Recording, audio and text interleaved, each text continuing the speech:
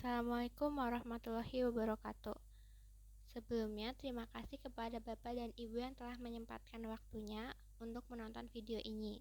Perkenalkan, nama saya Arsita Wetiasuning dari tim Eduvis. Pada kesempatan kali ini, saya akan melakukan penjelasan tentang dashboard visualisasi yang sebelumnya sudah dibuat oleh rekan saya. Lalu yang kedua ada penjelasan tentang masing-masing variabel, dan yang ketiga ada matriks kolerasi.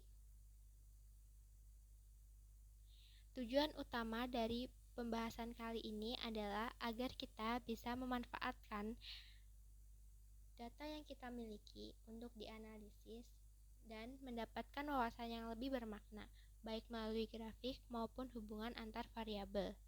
Mungkin langsung saja kita mulai dari yang pertama, yaitu penjelasan dashboard visualisasi TK Muslimatan NU Sesepan. Berikut adalah dashboard yang sebelumnya telah dibuat oleh rekan saya. Pada dashboard ini berisi 4 grafik.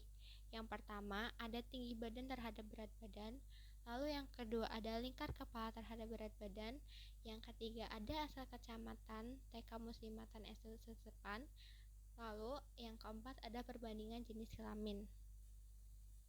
Kita mulai saja dari grafik yang pertama, yaitu tinggi badan terhadap berat badan. Pada grafik ini, rata-rata berat badan siswa dinyatakan pada sumbu X, sedangkan tinggi badan siswa dinyatakan pada sumbu Y. Berat badan siswa berkisar antara 12 kg hingga 19 kg. Anak dengan berat badan 19 kg memiliki rata-rata tinggi badan tertinggi, yaitu 111 cm, sedangkan anak dengan berat badan 12 kg memiliki tinggi badan terendah, yaitu 97 cm. Pola ini menunjukkan bahwa tinggi badan cenderung meningkat seiring dengan bertambahnya berat badan. Hubungan ini menegaskan bahwa berat badan anak sangat berpengaruh terhadap pertumbuhan tinggi badan mereka. Orang tua dan guru dapat menggunakan data ini untuk memastikan anak-anak mendapat nutrisi yang memadai dan mendukung untuk pertumbuhan fisik mereka. Lalu pada grafik yang kedua, yaitu tentang lingkar kepala terhadap berat badan. Pada grafik ini, berat badan siswa 14 kg memiliki rata-rata lingkar kepala terendah, yaitu 48,8 cm, sedangkan berat badan siswa 17 kg memiliki rata-rata lingkar kepala tertinggi, yaitu 51,6 cm. Pola peningkatan lingkar kepala tidak selalu linear terhadap berat badan, meskipun ada kecenderungan kenaikan secara umum. Jadi, lingkar kepala yang normal menunjukkan pertumbuhan otak dan kepala anak yang sehat. Grafik ini dapat membantu guru dan orang tua untuk mengetahui dan memantau perkembangan anak dan mendeteksi gangguan sejak dini. Lalu, yang berikutnya ada grafik asal kecamatan siswa TK Muslimatan NU Sesepan. Dari grafik ini, mayoritas siswa berasal dari Kecamatan Balapan dengan jumlah siswa mencapai lebih dari 30. Sementara kecamatan lain seperti Kecamatan Taman, Cakung, dan Jatine memiliki jumlah siswa yang jauh lebih sedikit. Data ini bisa digunakan untuk perencanaan promosi dan rekrutmen siswa dari kecamatan lain yang masih kurang terwakili. Lalu yang berikutnya ada grafik jenis kelamin. Pada grafik lingkaran ini, kita dapat melihat perbandingan jenis kelamin siswa. Dari data ini, 55,6% siswa adalah laki-laki, sementara 44,4% siswa adalah perempuan. Dengan distribusi ini, kita bisa menyimpulkan bahwa jumlah siswa laki-laki lebih sedikit dominan di TK Muslimatan NU Sesepan ini.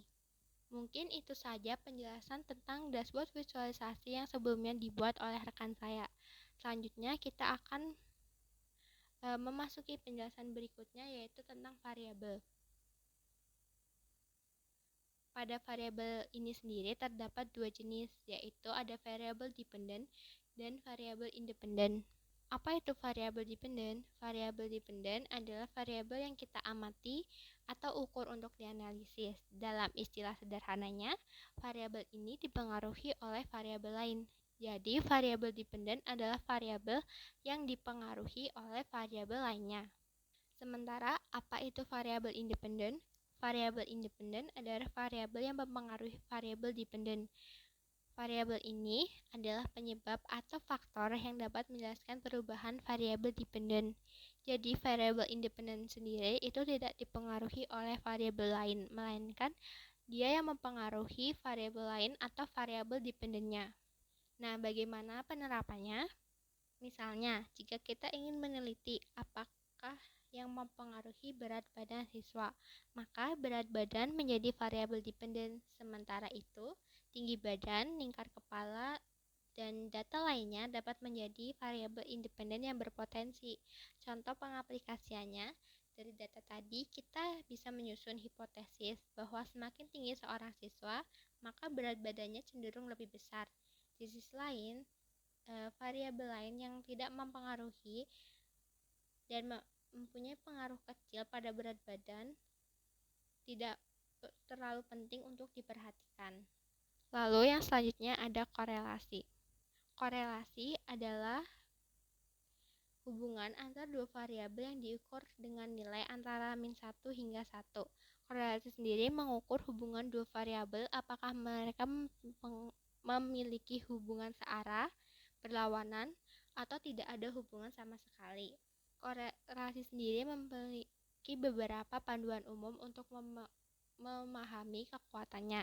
Yang pertama ada 0,7 hingga 1,0 mempunyai hubungan yang kuat, lalu 0,3 hingga 0,7 memiliki hubungan yang sedang, dan 0 hingga 0,3 memiliki hubungan yang lemah. Mungkin itu saja sedikit tentang penjelasan korelasi. Kita memasuki bagian selanjutnya, yaitu analisis matriks korelasi. Berikut adalah contoh matriks korelasi dari data di TK Muslimatan NU Sesepan, yaitu ada seperti yang kita visualisasikan tadi, ada berat badan, tinggi badan, lingkar kepala.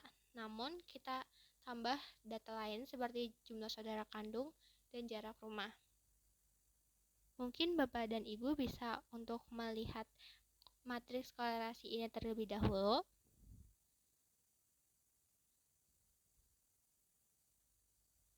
Baik, mungkin lanjut saja tentang analisis korelasinya. Yang pertama, ada analisis korelasi penting, yaitu berat badan dengan tinggi badan, di mana korelasinya ini ada 0,68 yang termasuk tinggi. Nilai korelasi sebesar 6,68 menunjukkan hubungan positif yang cukup kuat. Artinya, semakin tinggi seseorang, cenderung semakin besar berat badannya. Hubungan ini masuk akal karena tinggi badan sering berkorelasi dengan berat badan dalam pola pertumbuhan normal. Seperti tadi, dari data juga kita bisa melihat di grafik itu semakin tinggi seseorang, berat badannya juga akan semakin naik. Begitu. Lalu yang kedua ada berat badan versus lingkar kepala. Hubungan ini cukup signifikan dengan nilai korelasi 0,49. Artinya berat badan juga dipengaruhi oleh ukuran lingkar kepala, meskipun hubungannya tidak sekuat tinggi badan. Seperti yang di visualisasi tadi, meskipun lingkar kepala dan berat badan itu cukup berpengaruh, namun tidak semakin berat seseorang, lingkar kepala juga akan semakin besar. Itu tidak selalu hubungannya itu linear begitu. Lalu yang ketiga ada tinggi badan versus lingkar kepala, yaitu hubungan ini mungkin cukup lemah dengan nilai korelasi hanya 0,25. Artinya tinggi badan hanya memiliki pengaruh kecil terhadap ukuran lingkar kepala.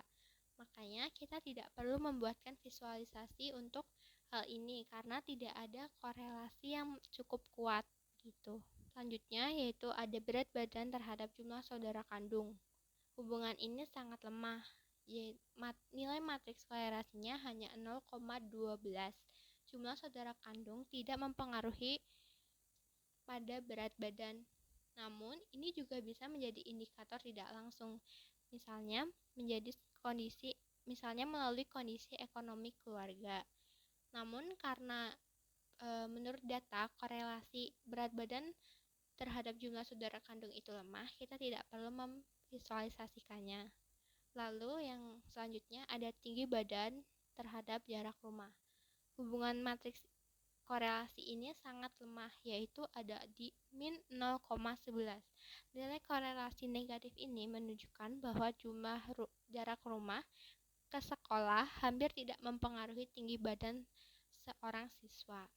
Jadi kesimpulannya, berdasarkan matriks ini kita dapat menyimpulkan bahwa variabel tinggi badan adalah prediktor utama untuk berat badan, sedangkan variabel seperti jumlah saudara kandung dan jarak rumah memiliki pengaruh yang sangat kecil atau bahkan tidak mempunyai pengaruh sama sekali.